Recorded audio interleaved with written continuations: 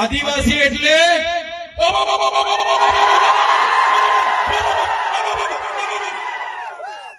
આદિવાસી છે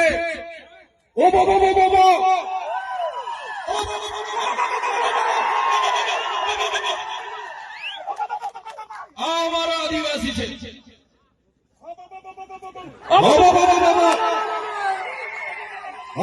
એટલે આપણા દેશમાં આપણું રાજ, આપણા ગામમાં આપણું રાજ. આ ઉભો આદિવાસી સિવાય કોઈની તાકાત નથી કે ઉભો કરી શકે. આદિવાસી જ કરી શકે, આદિવાસી જ કરી શકે. ગમે એવો ખમીર મંત્રી હોય, ગમે એવો અબજોપતિ હોય કે કરોડોપતિ હોય, ગમે તેવો હોય, કોઈના બાપની તાકાત નથી કે ઉભો અહીંયા કરી શકે. આ વિસ્તારમાં જો કોઈ ઉભો કરી શકે તો અમારો આદિવાસી કરી શકે છે, એનો પાવર છે.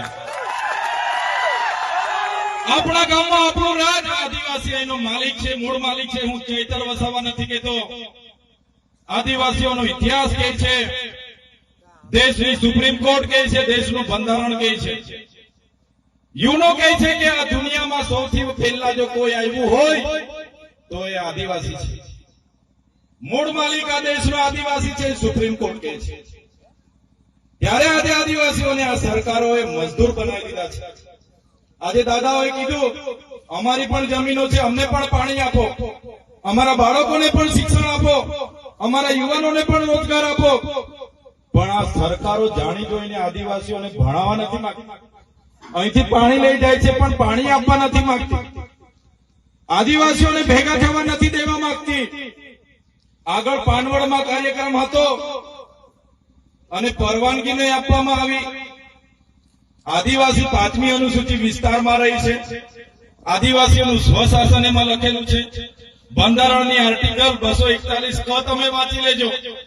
આદિવાસી વિસ્તારમાં જનજાગૃતિના કાર્યક્રમ માટે કોઈ મામલતદાર, ટીડીઓ પ્લાન કે પોલીસની પરવાનગીની અમને જરૂર નથી ભાઈ. અમે આદિવાસી અને જે લોકો આરએસએસ ની વિચારધારા વાળા કેટલાક લોકોને હાથા બનાવીને અમારા કાર્યક્રમ નહીં થાય, ચૈતર વસાવા અહીંયા નહીં આવે, એના માટેના કાર્યક્રમો પોલીસ પર દબાણ કરાવીને રદ કર્યા હોય તો એના 2-3 લોકો અહીંયા પણ આવીને વિડીયો બનાવવા હોય તો બનાવી લેજો. तुमको क्या लगता था नहीं लौटेंगे, तुमको क्या लगता था नहीं लौटेंगे. गलत. जब तक तोड़ेंगे नहीं तब तक छोड़ेंगे नहीं. हमको क्या अंडू पांडू गांडू समझ के रखा है क्या? ये आदिवासी है, आदिवासी. यहाँ आदिवासियों का राज चलेगा. અમે કોઈના પર અધિકારોની ભીખ નથી માંગતા. સંવિધાનમાં અમારા બાબા સાહેબ અને જયપાલસિંહ મુંડાએ આદિવાસીઓને અધિકારો આપ્યા છે. આ શિડ્યુલ એરિયા છે અને સંવિધાનમાં લખ્યું છે શિડ્યુલ એરિયામાં આદિવાસીઓનું સ્વશાસન, ગ્રામસભાના પાવર છે, રૂઢિગત ગ્રામસભાના પાવરો છે. ત્યારે આજે અમારા આદિવાસીઓને પાર્ટીઓના નામે લડાવવામાં આવે છે, ધર્મ સંપ્રદાયના નામે ભાગ પાડવામાં આવે છે, નવા જૂના નાના મોટા સંગઠનોના નામે વેચી દેવામાં આવ્યા છે. ત્યારે મારા યુવાનોને જાગૃત કરવા માટે અમે આવ્યા છીએ. આજે તમે જોઈ લો, આદિવાસી એટલે કોણ? આદિવાસી એટલે આદિ અનાદિ કાળથી આ પૃથ્વી પર વસનારો આદિવાસી. આદિવાસીઓનો ઇતિહાસ તમે વાંચી લેજો. મોહનજોદડો હડપ્પાની સંસ્કૃતિનો ઇતિહાસ વાંચી લેજો. સિંધુ ખીણની સંસ્કૃતિનો ઇતિહાસ તમે વાંચી લેજો. 9 થી 10,000 વર્ષ પહેલાની એ સંસ્કૃતિ, સભ્યતા એ આપણા આદિવાસી પૂર્વજોની સંસ્કૃતિ હતી. તમે રામાયણ ઉઠાવીને વાંચો, રામાયણમાં સબરી બિલનો ઉલ્લેખ આવે છે, હનુમાનજીનો ઉલ્લેખ આવે છે, નિષાદ રાજાનો ઉલ્લેખ આવે છે. એ આપણા પૂર્વજો હતા, એ આપણા આદિવાસીઓ હતા. મહાભારત ઉઠાવીને વાંચી જોજો. એમાં જે એકલવ્યની વાત આવે છે, જેનો અંગૂઠો દ્રોણાચાર્ય દ્વારા કાપી લેવામાં આવે છે, એ એકલવ્ય આપણા પૂર્વજ હતા. તમે મહારાણા પ્રતાપનો ઇતિહાસ વાંચો. જ્યારે અકબરે મહારાણા પ્રતાપના ચિત્તોડગઢ પર કિલ્લાનો ઘેરાવો કરીને બેઠા હતા, ખુદ મહારાણા પ્રતાપના પોતાના ભાઈ એમની સાથે નહોતા, ત્યારે પૂંજા બિલથી સેના લઈને એની સાથે ઉભા હતા. એ આપણા આદિવાસી હતા અને આપણા બધાના પૂર્વજો હતા. આપણા વિસ્તારમાં આપણો રાજ, આપણા ગામમાં આપણો રાજ. આ આદિવાસી આ દેશનો મૂળ માલિક છે. અકબરની સેના આખો કિલ્લો ઘેરીને બેઠી હતી ત્યારે મહારાણા પ્રતાપ સાથે પોતાના ભાઈ પણ નહોતા ત્યારે પૂંજા ભીલ પોતાની આખી ફોજ લઈને ગયા એ આપણા પૂર્વજો હતા. તમે મહારાણા પ્રતાપ પછી તમે શિવાજી મહારાજનો ઇતિહાસ વાંચો તો દુધા ભીલની આખી જે ફોજ શિવાજી મહારાજ સાથે હતી એ આપણા પૂર્વજો હતા. એમાં તો કેટલા યુદ્ધો થયા. જ્યારે અંગ્રેજોનું પૂરા વિશ્વ પર રાજ હતું, જ્યારે અંગ્રેજો વિશ્વના 50% દેશો પર રાજ કરતા હતા ત્યારે બ્રિટિશો સામે સૌપ્રથમ જો ક્રાંતિ થઈ હોય તો એ સંભાલની ક્રાંતિ. 1857 પહેલા પણ જે ક્રાંતિ થયેલી સંભાલની ક્રાંતિ એ આપણા આદિવાસીઓ અંગ્રેજો સામે સૌપ્રથમ યુદ્ધ પોકાર્યું હતું. તમે ટાટિયા ભીલ, ખાચર નાયક, બિરસા મુંડા, ઝલકારી ભાઈ જેવા તમામ ક્રાંતિકારીઓનો ઇતિહાસ વાંચશો તો સૌપ્રથમ લડનારા અંગ્રેજો સામે આપણા પૂર્વજો હતા. ગુરુ ગોવિંદગીરી એમનો ઇતિહાસ વાંચો. 17/11/1913 એમણે માનગઢમાં સમસભા રાખી. આદિવાસીઓને સ્વતંત્ર શાસન મળે, આદિવાસીઓ સ્વાયત્ત રાજ મળે અને કેટલાક અંગ્રેજો અને કેટલાક સામંત રાજાઓ ચારો તરફથી ઘેરી લીધું. માનગઢમાં ગોળીકાંડ થયો. 1507 લોકો ત્યાં ગોળીઓથી મરી ગયા.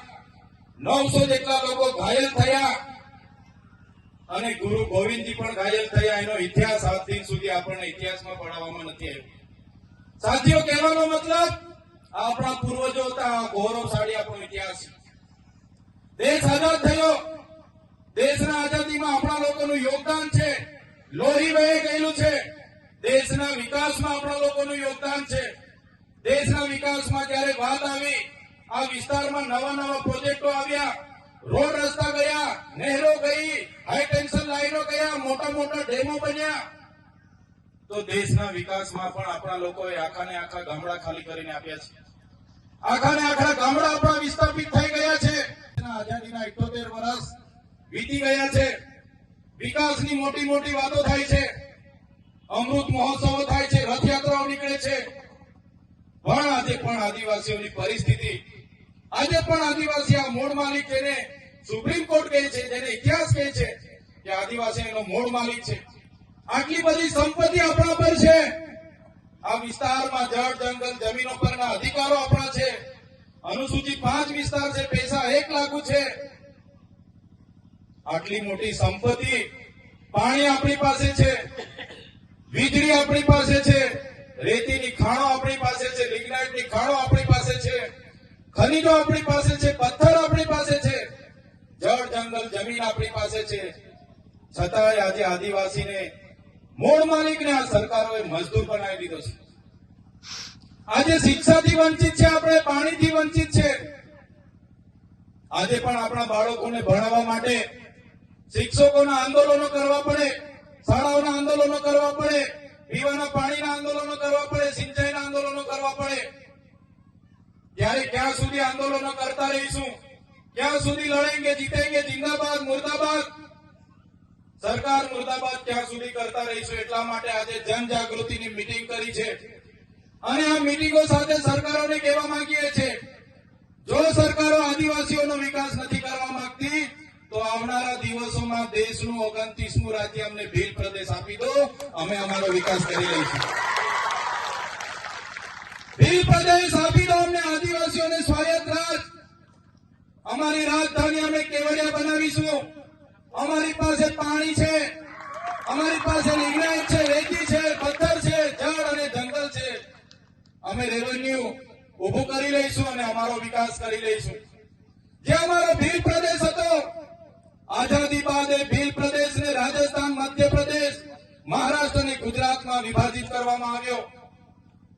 આ ભીલ પ્રદેશ આજે પણ અમે મહારાષ્ટ્ર સાથે જોડાયેલા છે, આજે પણ એના લોકો મધ્યપ્રદેશ સાથે જોડાયેલા છે, આજે પણ અરવલ્લી, વિજયનગર, સાબરકાંઠાના લોકો રાજસ્થાન જોડાયેલા છે.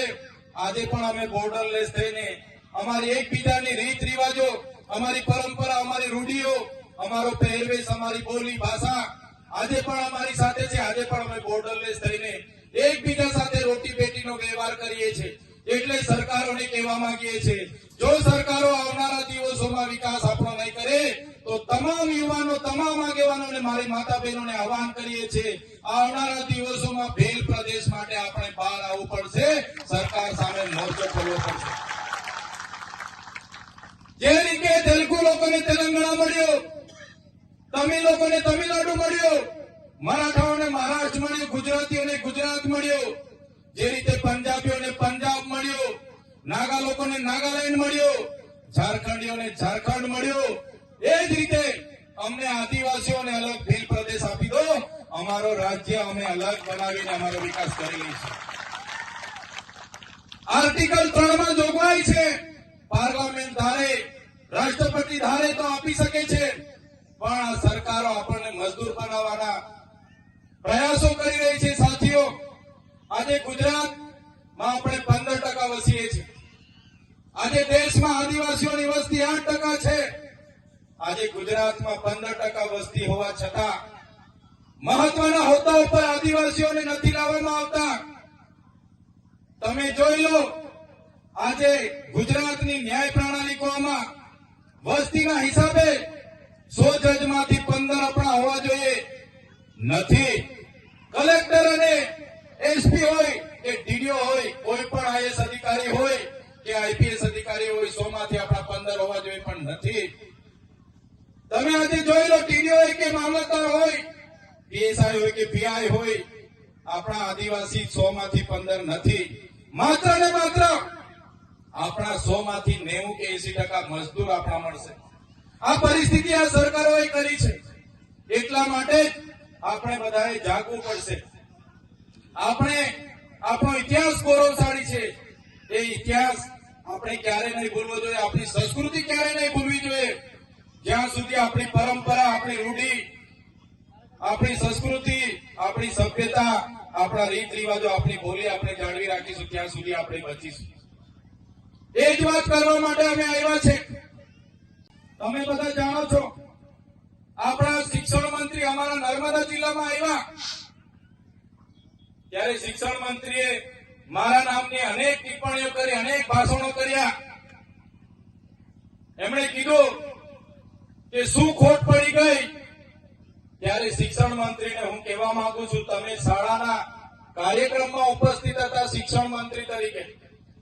તમે જે જગ્યા પર આવ્યા હતા એ શાળાનો કાર્યક્રમ હતો અને તમે શિક્ષણ મંત્રી છો. ત્યારે શિક્ષણ મંત્રી તરીકે તમારે એનું ચિંતન કરવું જોઈએ કે આદિવાસી વિસ્તારોમાં નકલી કોલેજો ચાલે છે નર્સિંગના નામે. આદિવાસી વિસ્તારોમાં એક શિક્ષકથી હજારો શાળાઓ ચાલે છે, એની ચિંતા તમારે કરવી જોઈએ. તમે પોતે મંત્રી છો અને આદિવાસી બાળકોને ઉચ્ચ અભ્યાસ માટે જે પોસ્ટ મેટ્રિક શિષ્યવૃત્તિ મળતી હતી એ તમારી સરકારે કેમ બંધ કરી, એનો ખુલાસો તમારે આપવો જોઈએ. શિક્ષણ મંત્રીએ એની વાત કરવી જોઈએ. એની જગ્યાએ ચૈતર વસાવા શું કરે છે એની વાત કરતા. જ્યારે એમણે કીધું કે અમે તો કાલે વડાપ્રધાનને મળીને ભીલ પ્રદેશ આપી દઈશું, પણ ભીલ પ્રદેશ કઈ રીતના ચલાવશે, અહીંયા તો કોઈ આદિવાસી ટેક્સ ભરતા નથી. ત્યારે શિક્ષણ મંત્રીને ખબર ન હોય તો એમની જાણ માટે હું કહી દઉં છું, આદિવાસી વિસ્તારમાં જે પાણી છે, વીજળી છે, લિગ્નાઇટ છે, રેતી છે, પથ્થર છે, જળ છે, જંગલ છે, જમીન છે, એમાંથી અનેકો કરોડો ને પણ અબજો રેવન્યુ અમે જનરેટ કરીએ છીએ. એનાથી આ દેશ ચાલે છે. અમે કોઈના પર ભીખ નથી માંગતા. અમે સવારેથી લઈને અમે ટેક્સ ભરીએ છીએ. માચીસ થી લઈને જે પણ સામગ્રી અમે લઈએ છીએ એનો ટેક્સ અમે ભરીએ છીએ.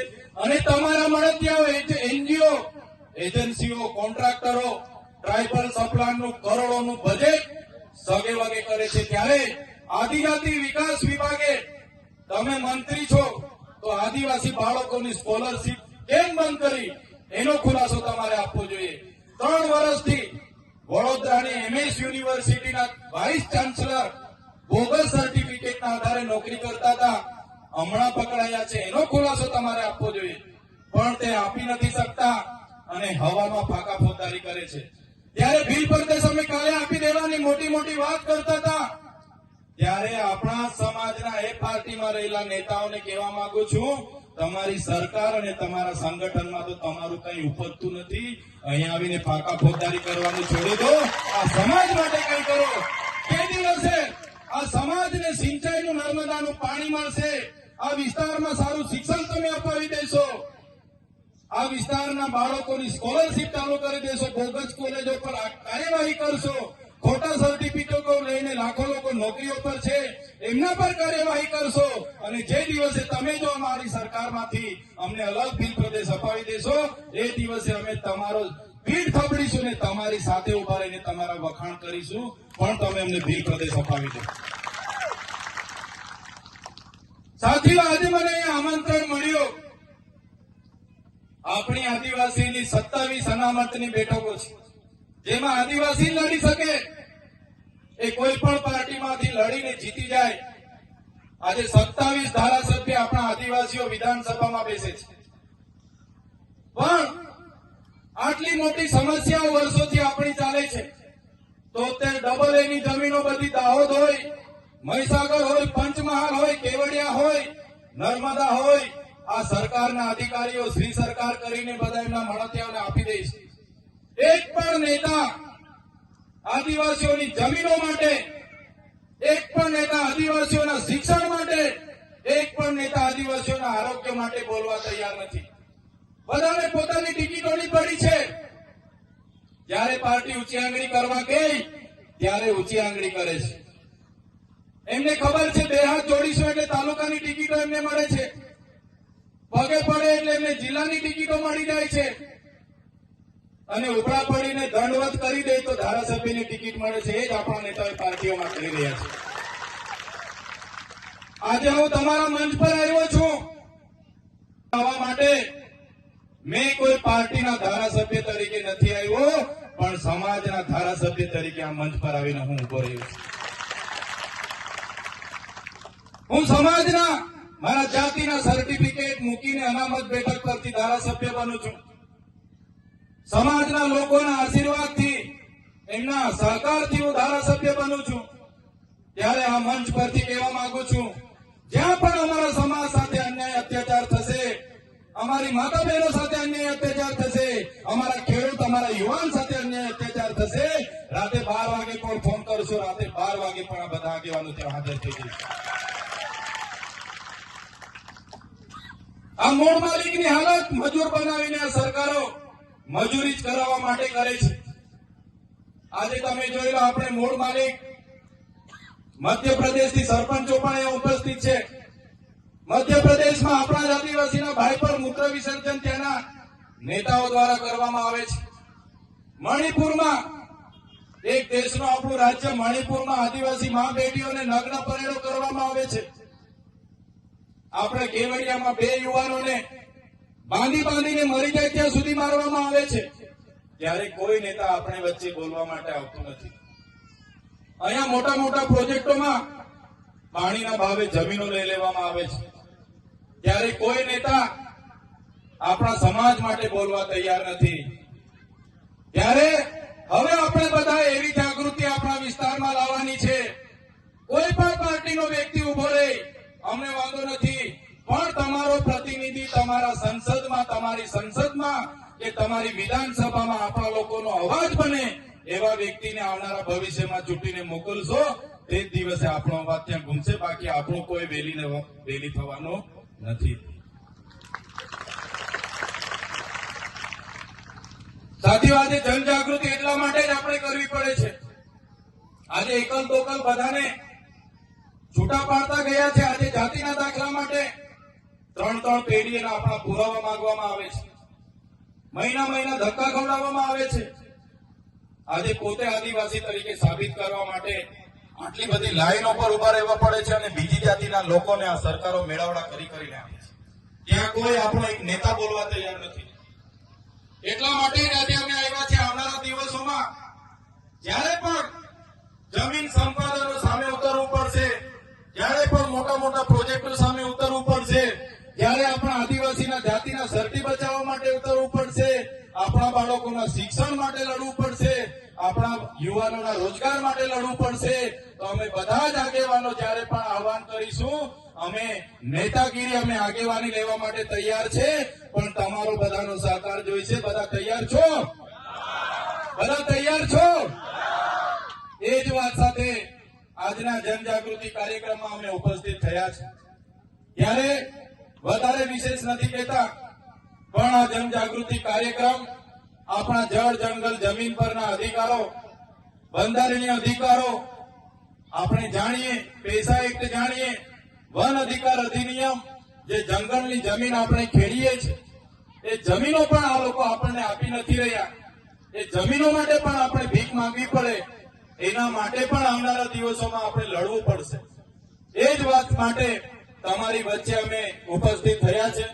વધારે વિશેષ નથી કહેતા, પણ આજના આ કાર્યક્રમમાં ટૂંકા મેસેજથી આજુબાજુના ગામડાઓમાંથી પધારેલા તમામ આગેવાનો, યુવાનો, માતા બહેનો, સરપંચો, પદાધિકારીઓ, અધિકારીઓ, અહીં ઉપસ્થિત મંચસ્થ તમામ આગેવાનો, આયોજન સમિતિ. ડિસિઝન ન્યૂઝના બીજા વિડીયો જોવા માટે ચેનલ સબસ્ક્રાઇબ કરો અને બેલ આઇકન બટન પર જઈ ક્લિક કરો. સ્વતંત્ર અને આઝાદ પત્રકારત્વની મદદ કરવા નીચે આપેલા થેન્ક્સ બટન પર જઈ ક્લિક કરો. મદદની કિંમત નિશ્ચિત કરો અને ડિસિઝન ન્યૂઝની આ સફરમાં અમારા સાથી બનો.